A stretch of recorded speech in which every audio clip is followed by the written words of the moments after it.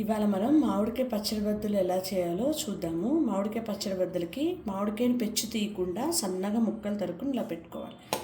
దీనిలో ఆవాలు మెంతులు కొట్టిన పొడి ఒక 2 స్పూన్లు,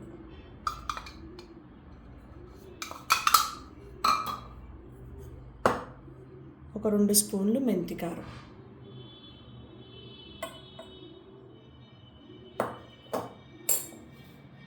ఒక స్పూను పసుపు,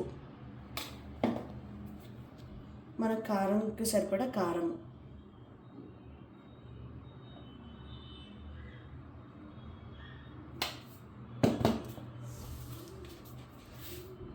కొంచెం ఉప్పు, తగినంత ఉప్పు వేసుకుందాం.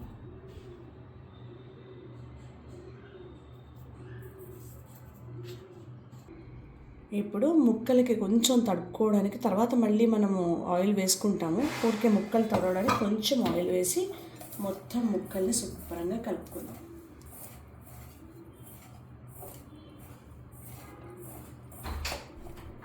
ఇలా కలుపుకున్న తర్వాత దీనిలో ఇంగు నూనె కాచిపోసుకుందాం.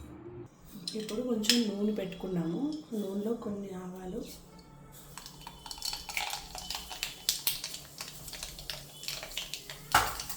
కొంచెం ఇంగువ,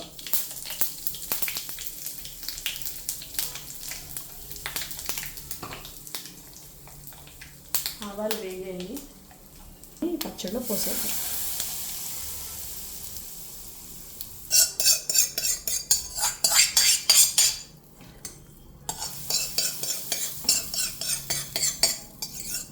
మొత్తం అంతా నూనె, ఆవాలు, ఇంగువ కాసిన నీళ్ళంతా పచ్చడిలో వేసేది.